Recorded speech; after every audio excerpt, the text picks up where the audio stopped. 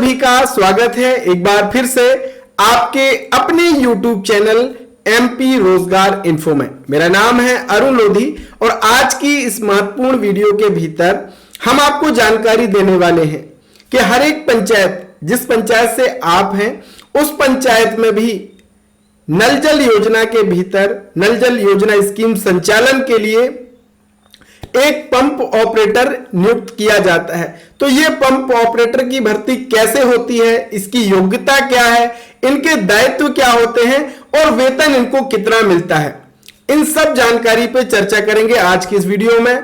तो पूरा वीडियो जरूर देखिएगा और अगर भैया आप हैं चैनल पे नए तो कर लीजिएगा चैनल को सब्सक्राइब, ताकि आपको हमारे आने वाले वीडियो सबसे पहले मिल सके। तो चलिए शुरू करते हैं। और एक चीज और मैं यहां पे बता दूं कि अगर आपको नया नल कनेक्शन लेना है तो इसके लिए अब आप ऑनलाइन आवेदन भी कर सकते हैं। आप MP पंचायत darpan.gov.in पे आ जाएंगे, ऑनलाइन सर्विसेज में आ जाएंगे और वाटर कनेक्शन एप्लीकेशन पे यहां पे आकर के आप अपने घर के लिए नया कनेक्शन के लिए ऑनलाइन आवेदन भी कर सकते हैं।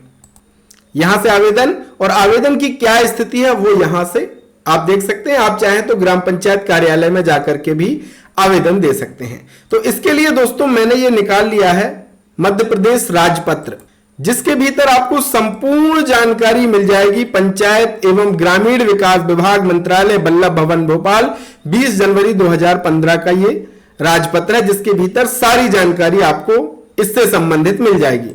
और यह है मध्य प्रदेश ग्रामीण नल जल प्रदाय योजना संचालन एवं संधारण नियम 2014।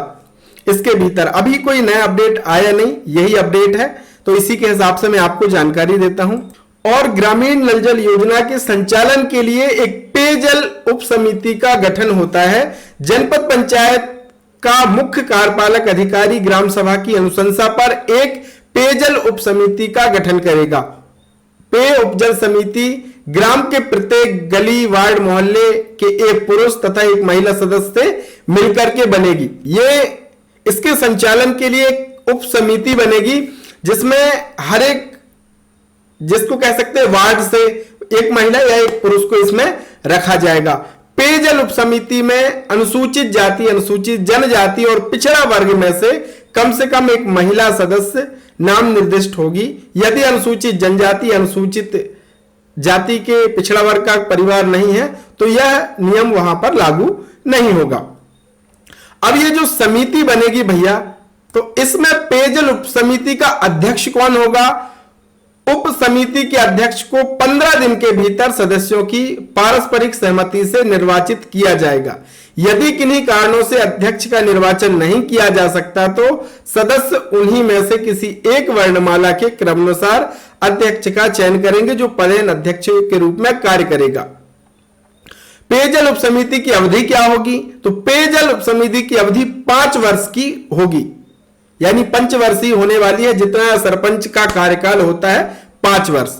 जनपद पंचायत द्वारा ग्राम सभा की अनुशंसा पर समिति की अवधि को आगामी 5 वर्ष की कालावधि के लिए और बढ़ाया जा सकता है। यदि विद्यमान पेयजल उप समिति का कार्य संतोषजनक पाया जाता है तो अवधि को आगामी 2 वर्ष की कालावधि के लिए पुनः बढ़ाया जा सकेगा।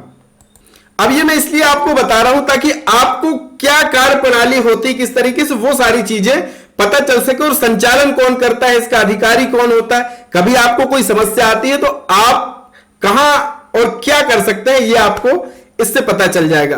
पेयजल उप समिति का सदस्य सचिव, पेयजल उप समिति के सचिव को सदस्यों की पारस्परिक सहमति से निर्वाचित किया जाएगा। पेयजल उप समिति के समस्त कर्तव्यों का निर्वहन उप समिति के सचिव द्वारा किया जाएगा। अब देखिए, पेयजल उप समिति की वित्तीय व्यवस्था के लिए पेयजल उप समिति का एक बैंक खाता पृथक से, अलग से एक बचत बैंक खाता खोला जाएगा। खाता अध्यक्ष और सचिव द्वारा संयुक्त हस्ताक्षर से संचालित होने वाला है। जल कर, यानी आप गांव में रह रहे हैं, आपका नल का कनेक्शन है जो आपसे कर लिया जा रहा है, जो पैसा हर महीने आपसे लिया जा रहा है, कर के रूप में इकट्ठी की गई रकम पेयजल शीर्ष के अधीन राज्य सरकार तथा ग्रामीण विकास विभाग से प्राप्त अनुदान को इस खाते में जमा किया जाएगा। अब इस राशि का उपयोग जल दर के रूप में प्राप्त रकम का उपयोग बिजली बिल के भुगतान में, पंप मोटर पंप के संचालन तथा संधारण में, पाइपलाइनों के संधारण, नल जल योजना प्रदान योजना के समस्त सुसंगत जो प्रयोजन है उनके लिए किया जाएगा। जो पैसा इकट्ठा हुआ है उससे बिजली बिल का भुगतान होगा, उससे कोई मरम्मत का कार्य होता है तो वो सारे काम होंगे। ये इस तरीके से पूरी चरणबद्ध प्रक्रिया है।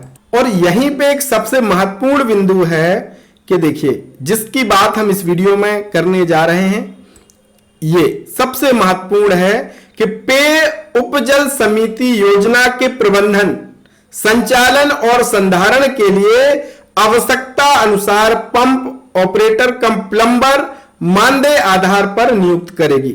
अब यही जो समिति है, जो मैंने ऊपर बताया कि अध्यक्ष कौन होगा, सदस्य कौन होगा, यही समिति अपनी ग्राम पंचायत में, अपने गांव में योजना के संचालन के लिए एक पंप ऑपरेटर कम प्लम्बर, अब ऐसे व्यक्ति को नियुक्त किया जाएगा। योग्यता तो इसमें मान लीजिए 8वीं 9वीं 10वीं पास भी है। ये चूंकि मेहनती एक काम है भाई, कहीं पाइपलाइन टूट गई तो उसका सुधार कार्य भी आपको ही करना है। तो जो पंप ऑपरेटर होगा वो पूरी नल जल योजना का संचालन तो करेगा ही, इसके साथ साथ प्लम्बर का काम अगर उसे आता होगा, कोई टूट फूट हो जाती है, कहीं पे कोई समस्या आ रही है, पानी कहीं से बह रहा है, रिसाव हो रहा है, तो ये तमाम चीजों का वो मरम्मत कर सके, एक प्लम्बर के रूप में भी कार्य कर सके, ऐसे व्यक्ति को प्राथमिकता देगी।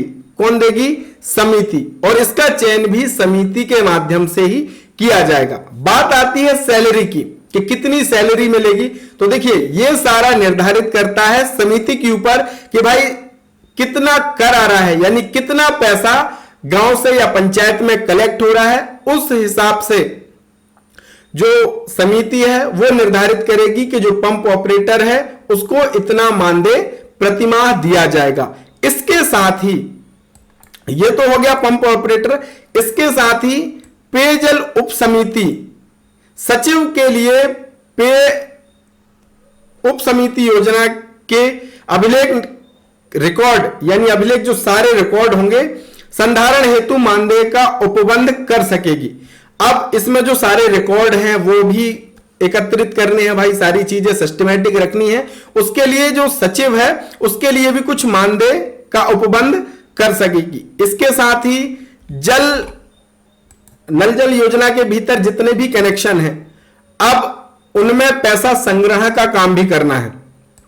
ऐसा तो नहीं केवल फ्री में सारी चीजें चल रही हैं, तो पंचायत को क्या है, कर भी लेना है, यानी उसमें जो आपको सेवा दी जा रही है उसका कर भी आपसे लेना है प्रतिमाह। तो उसकी वसूली के लिए पेयजल उपसमिति आनुपातिक कमीशन आधार पर प्रस्तावित जल दर संग्रह प्रयोजन के लिए बिल संग्रहकर्ता को भाड़े पर रख सकती है।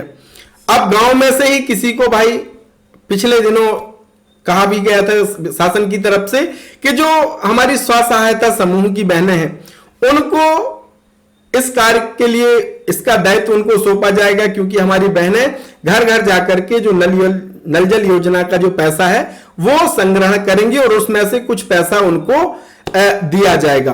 तो अगर उप समिति चाहे तो जल संग्रहण के लिए जो पैसा है उसको इकट्ठा करने के लिए, उसको कलेक्ट करने के लिए भी किसी एक व्यक्ति को नियुक्त कर सकती है और निर्धारित मानदेय दे सकती है।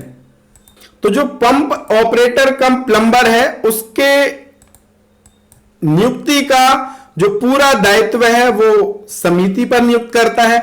अच्छे से काम नहीं करेगा तो समिति की बैठक में उसे निरस्त भी किया जा सकता है। ये कोई परमानेंट जॉब नहीं है, ये सारा समिति के ऊपर निर्भर करता है कि कब तक आपको सेवा का अवसर देना है। अच्छा काम करेंगे तो निरंतर सेवा का अवसर आपको मिलता रहेगा, आप खराब काम करेंगे तो उप समिति के पास ये अधिकार है कि वो आपको बाहर कर सकती है, दूसरे व्यक्ति को आपकी जगह नियुक्त कर सकती है। आपका कितना मानदेय होगा, ये सारी चीजें उप समिति के ऊपर ही, जो उप समिति मैंने ऊपर बताई वो ही आपका ये सारी चीजें निर्धारित करने वाली है। तो इसको लेकर के बहुत सारे सवाल थे कि हमारे गांव में जो नल जल योजना है उसमें पंप ऑपरेटर की वैकेंसी भर्ती कैसे होती है, क्या उसकी प्रक्रिया, आशा करते हैं आज की इस वीडियो में आपको जानकारी लग गई होगी। और ये जो पूरा राजपत्र है इसका लिंक भी मैं आपको वीडियो के डिस्क्रिप्शन में देने वाला हूं, तो आप खुद भी बहुत ही विस्तार से आप इसको पढ़ सकते हो। कभी अगर कहीं आपको समस्या आती है तो ये सारी जानकारी कहीं ना कहीं आपको काम आएगी। मिलेंगे एक नए वीडियो नई जानकारी के साथ, तब तक के लिए बहुत बहुत धन्यवाद। जय राम जी की।